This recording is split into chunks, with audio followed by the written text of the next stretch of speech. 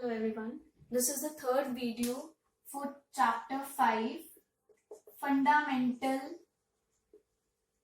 unit of life. In the last video we have done about plasma membrane कि plasma membrane क्या होता है, वो कैसे gaseous exchange करता है, कैसे water intake करता है and plasma membrane कैसे selectively permeable membrane की तरह work करता है, जिसमें हमने osmosis and diffusion के बारे में भी पढ़ा था. Today, the very another important component of cell, which is nucleus. Nucleus एक major component या major cell organelle होता है किसी भी cell का. Cell organelle क्या होता है? जैसे living organisms, कोई भी organism है, हमारे अंदर organs होते हैं, kidney है, heart है, eye है, हर एक organ का एक function है. उसी तरह से एक सेल में भी छोटे छोटे ऑर्गेनेलीज होते हैं जो अपना एक फंक्शन कैरी आउट करते हैं. तो nucleus is the large cell organelle and is the very important cell organelle. ये इतना इंपॉर्टेंट सेल ऑर्गेनेली क्यों है? बिकॉज सेल की सारी मेटाबॉलिक एक्टिविटीज मींस सेल में कैसे डाइजेशन होगा, रेस्पिरेशन होगा, सेल की सारी metabolic activities and genetic activities, reproduction के टाइम पर कैसे इंफॉर्मेशन पास होगी, इन सब को कंट्रोल करने का काम कौन करता है? न्यूक्लियस करता है. Now in animal cell nucleus is present at the centre. हम आगे डिस्कस करेंगे. सेल्स में एक और चीज होती है वैक्यूल. अब एनिमल सेल में क्योंकि वैक्यूल छोटी छोटी होती हैं इसलिए न्यूक्लियस सेंट्रली लोकेटेड होता है. बट इन प्लांट सेल बड़ा सा वैक्यूल होने की वजह से, ये वैक्यूल है बड़ा सा, इसलिए न्यूक्लियस कहाँ होता है? पेरीफ्रे पे होता है, मींस साइड में होता है. नाउ वन बाय वन पहले हम न्यूक्लियस के स्ट्रक्चर को डिस्कस करेंगे और फिर हम उसके फंक्शंस को discuss. Now the structure of nucleus. अगर हम न्यूक्लियस के स्ट्रक्चर को डिस्कस करें, न्यूक्लियस में सबसे पहले एक आउटर मेम्ब्रेन होती है and that membrane is double layered. 2 layers होती हैं उसमें. इस लेयर को हम न्यूक्लियर मेम्ब्रेन या न्यूक्लियर एनवेलप भी कहते हैं. एंड इस लेयर में बीच बीच में कुछ पोर्स होते हैं. इन पोर्स को हम क्या बोलते हैं? न्यूक्लियोपोर्स. दीज पोर्स, ये जो स्पेस खाली छूटे हुए हैं, दीज आर न्यूक्लियोपोर्स. ये अलाउ करते हैं एंट्री एंड एग्जिट न्यूक्लियस से सेल और सेल से न्यूक्लियस में जो भी वेरियस सब्सटेंसेस का ट्रांसपोर्ट होता है वो इन होल्स के थ्रू हो सकता है, जिनको बोलते हैं हम न्यूक्लियोपोर्स. और ये डबल मेम्ब्रेन लेयर है. न्यूक्लियस में बहुत सारा entangled mass of thread like structure होता है जिसको हम क्रोमैटिन कहते हैं. एंड एक स्फेरिकल स्ट्रक्चर होता है that is called as nucleolus. One by one हम इन कंपोनेंट्स को स्टडी करेंगे. सब and the jelly like material present in the nucleus is called nucleoplast. तो first of all about nuclear membrane, जिसको हम न्यूक्लियर एनवेलप भी कहते हैं. न्यूक्लियर मेम्ब्रेन या nuclear envelope is the outer covering of nucleus, जो न्यूक्लियस के inner content को एक्सटर्नल एनवायरनमेंट से सेपरेट करने का काम करती है. एक्सटर्नल एनवायरनमेंट मींस सेल के एनवायरनमेंट से सेपरेट करने का काम करती है. उसको बोलते हैं हम ये कवरिंग न्यूक्लियर एनवेलप और nuclear membrane. It's a double layered membrane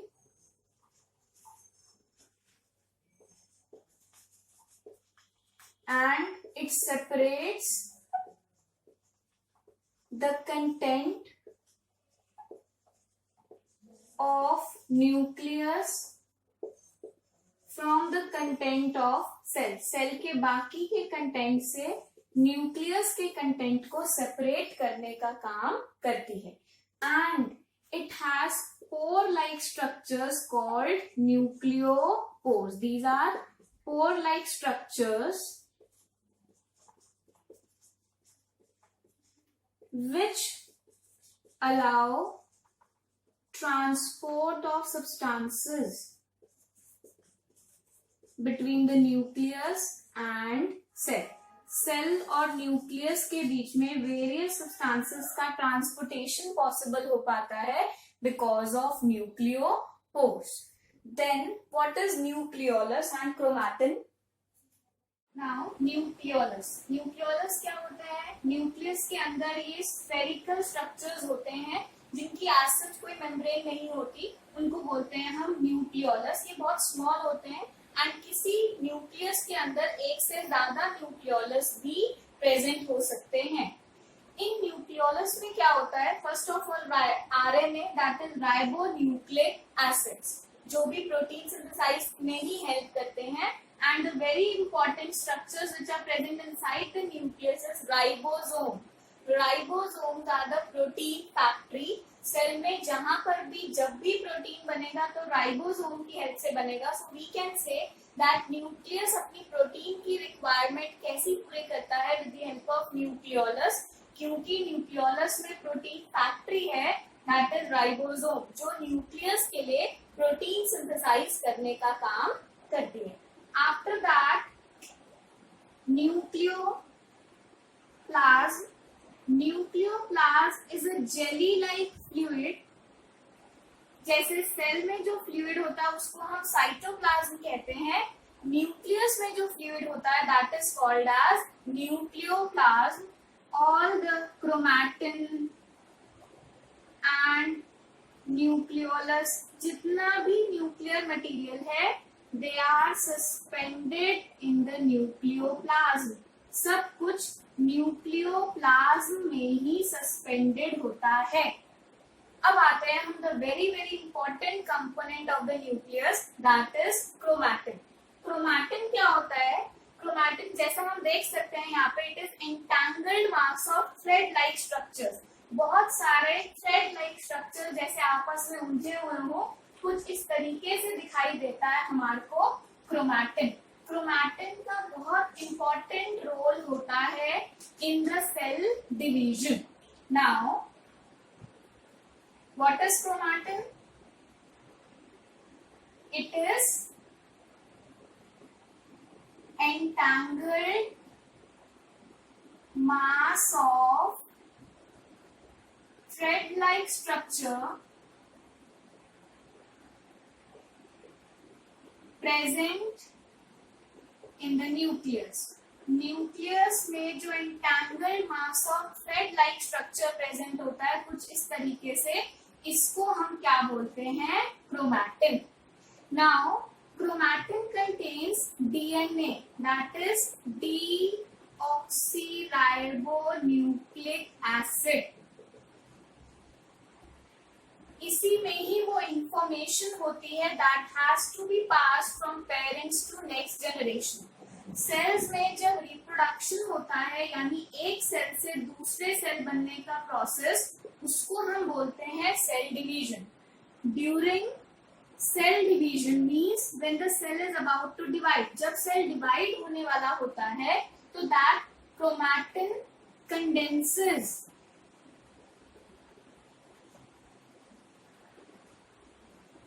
to form rod like structure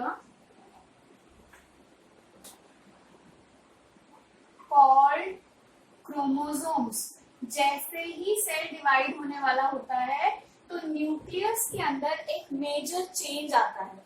क्या चेंज आता है? न्यूक्लियस के अंदर ये जो entangled mass of thread like structure था, अब ये ऐसे रॉड लाइक स्ट्रक्चर्स में ये कंडेंस हो जाते हैं और एक दूसरे से सेपरेट होकर कुछ इस तरीके से रॉड लाइक स्ट्रक्चर्स बन जाते हैं, जिनको बोलते हैं हम क्रोमोसोम्स. इन क्रोमोसोम्स में भी क्या है? DNA, deoxyribonucleic acid. We can say these chromosomes are composed of DNA, deoxyribonucleic acid. In chromosomes chromosomes के बहुत सारे छोटे छोटे फ्रैगमेंट्स होते हैं. These small fragments are called genes. इन छोटे छोटे फ्रैगमेंट्स को क्या बोलते हैं? Genes. Genes are the hereditary units. Genes एक बहुत इंपॉर्टेंट यूनिट है. जीन्स को हम फंक्शनल सेगमेंट ऑफ डीएनए भी कह सकते हैं. डीएनए के functional segments. Genes are always present in pair. अब हमारे कुछ फीचर्स हमारे मदर से मैच करते हैं और कुछ फीचर्स हमारे फादर से मैच करते हैं. बेसिकली उनका डीएनए ही हमारी बॉडी में ट्रांसफर हुआ. अब जो फीचर्स हैं, फीचर्स को कंट्रोल करने वाली यूनिट को हम क्या बोलते हैं? Genes. They are always present in pair. एक फीचर के लिए एक पेयर ऑफ जीन प्रेजेंट होता है. उनमें से जो जीन एक सेल से दूसरे सेल में ड्यूरिंग द रिप्रोडक्शन ट्रांसफर होगा, वही डिसाइड करेगा कि न्यू सेल और या न्यू ऑर्गेनिज्म में कौन से फीचर्स डेवलप होंगे. तो this is the very very important role of chromatin. Chromatin से ही क्रोमोसोम्स बना. क्रोमोसोम्स में ही जीन्स होते हैं and genes are composed of DNA. Genes hereditary unit है. जीन्स फंक्शनल सेगमेंट्स हैं डीएनए की जो कंट्रोल करते हैं of features of the living organism और द नेक्स्ट सेल. एक सेल से रिप्रोड्यूस होने के बाद जो दूसरा सेल बना, उसके जो भी फीचर्स होंगे, उन फीचर्स को कंट्रोल करने का काम कौन करते हैं? Genes. So in conclusion we can say that अब तक हमने जो भी information DNA, chromatin, chromosomes, nucleus के बारे में पढ़ी, उसको हम कंक्लूड करके क्या कह सकते हैं? That chromatin filaments are composed of DNA and protein. हमने देखा था जो entangled mass of thread like structure जो क्रोमैटिन होता है, that chromatin is composed of DNA and protein. वो किससे मिलकर बना है? DNA that is deoxyribonucleic acid और प्रोटीन से मिलकर बना है. फिर हमने डिस्कस किया था that DNA is the genetic material. DNA क्या है? मेन जेनेटिक मटेरियल है and contains all the information required for metabolism, growth, reproduction and hereditary characters of an organism. जब कोई ऑर्गेनिज्म बनेगा उस टाइम पर उसकी जो भी मेटाबॉलिक एक्टिविटीज होंगी, ग्रोथ होगी, रिप्रोडक्शन होगा, हेरिडिटरी मतलब उसमें क्या फीचर्स ट्रांसफर होंगे, इन सब को कंट्रोल कौन करता है? Genetic material. वो जेनेटिक मटेरियल क्या होता है? DNA. Then genes are the functional unit of chromosomes. और उन क्रोमोसोम्स की छोटी छोटी फ्रैगमेंट्स, फंक्शनल यूनिट्स, उनको क्या कहते हैं हम? Jeans. These determine the characteristic features of the next generation. जैसे हमने डिस्कस किया, जो फीचर्स, जो जीन्स पेरेंट से नेक्स्ट जनरेशन में ट्रांसफर होंगे, उसी पे डिसाइड होगा कि ऑर्गेनिज्म जो न्यू जनरेशन है उसके क्या फीचर्स होंगे. वन जीन में be responsible for one feature. एक जीन एक फीचर के लिए रिस्पॉन्सिबल हो सकता है. The functions of nucleus. अब हमने न्यूक्लियस के बारे में सब कुछ पढ़ा. उसके कंक्लूजन के बेसिस पर न्यूक्लियस के क्या क्या फंक्शंस हो सकते हैं? सबसे पहले nucleus regulates the synthesis of enzymes. Nucleus बहुत सारे एंजाइम्स की सिंथेसिस को रेगुलेट करता है, कंट्रोल करता है. एंजाइम्स क्या होते हैं? बायो कैटलिस्ट जो किसी लिविंग ऑर्गेनिज्म या किसी सेल के अंदर हो रही केमिकल रिएक्शंस को कंट्रोल करता है. तो अब क्योंकि उन एंजाइम्स का कंट्रोल कौन कर रहा है? न्यूक्लियस. तो indirectly nucleus controls all the metabolic activities of the cell. Cell के अंदर जो भी केमिकल रिएक्शंस हो रही हैं, मेटाबॉलिक एक्टिविटीज हो रही हैं, उन एक्टिविटीज को कंट्रोल करने का काम कौन करता है? Nucleus. Secondly, the chromatin material of the nucleus controls inheritance of characters from parents to the offspring. ये हम डिस्कस कर चुके हैं कि न्यूक्लियस के अंदर क्रोमैटिन मटेरियल प्रेजेंट होता है जिसमें डीएनए होता है और वही डिसाइड करता है कि जो न्यू ऑर्गेनिज्म होगा या न्यू सेल होगा उसमें कौन से फीचर्स होंगे. This is called inheritance. The transmission of features from parents to the next generation is called inheritance. तो इस inheritance को कंट्रोल करने का काम कौन करता है? Nucleus. Third, it is also responsible for development of characters of an organism. उसी इनहेरिटेंस के बेसिस पर ही जो न्यू ऑर्गेनिज्म होगा उसके कैरेक्टर्स डेवलप होंगे। तो उसकी डेवलपमेंट को भी कौन कंट्रोल कर रहा है? Nucleus. Then it plays a key role in cell division. Cell division के टाइम पर ही क्रोमैटिन क्रोमोसोम्स में कंडेंस होते हैं, उनमें जीन्स आते हैं और फिर वो जीन्स नेक्स्ट जनरेशन यानी नेक्स्ट सेल में ट्रांसफर होते हैं। तो मतलब major important role cell division में किसका है?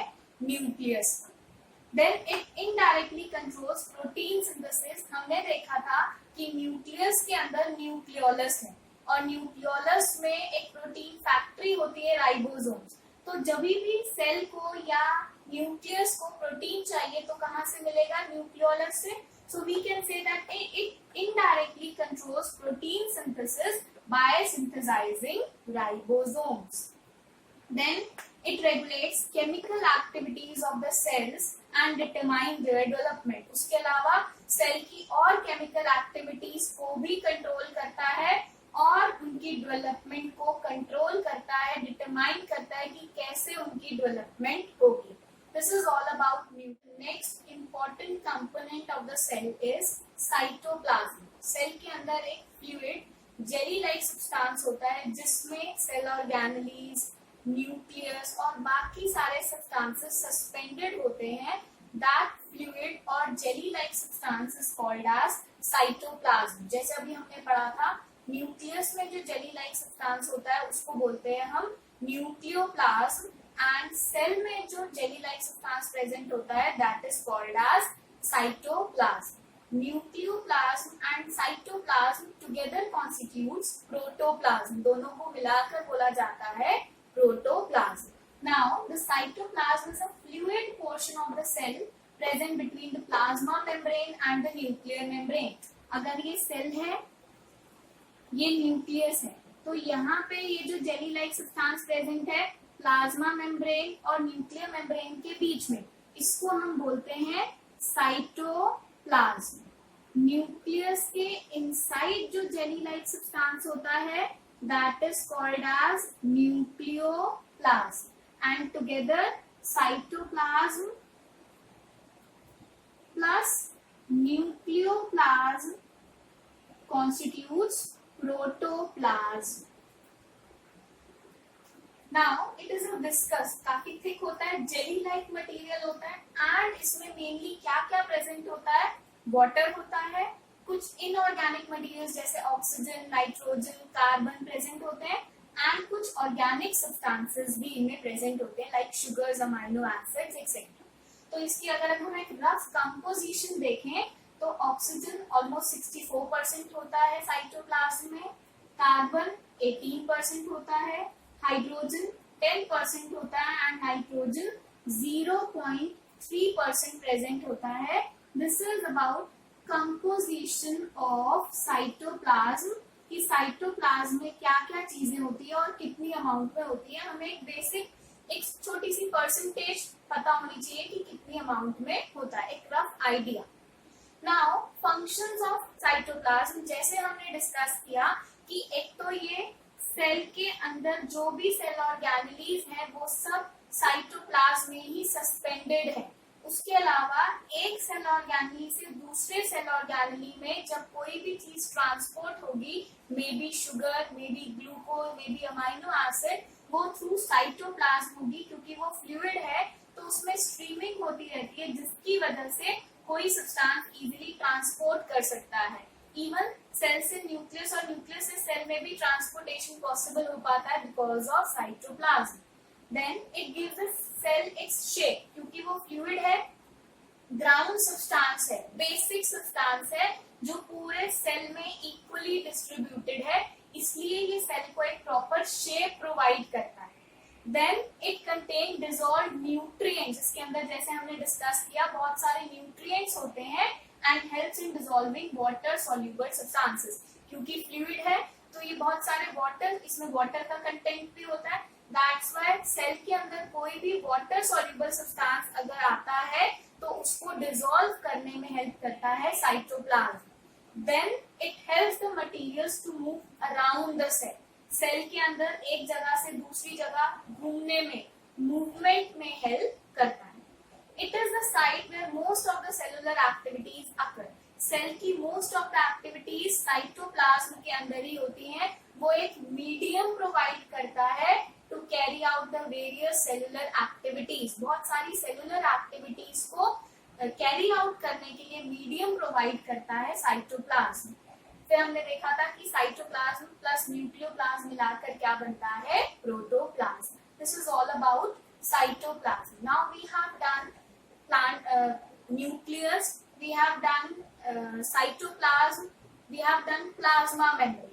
इसके अलावा जो रह जाते हैं वो है सेल वॉल और बहुत सारे सेल ऑर्गेनेल्स जिनको हम नेक्स्ट वीडियो में डिस्कस करेंगे. तब तक इसको अच्छे से करिए, एनसीईआरटी के क्वेश्चंस कीजिए, एक्स्ट्रा क्वेश्चंस करो और कोई डाउट्स हैं तो मेरे से पूछिएगा. Keep watching.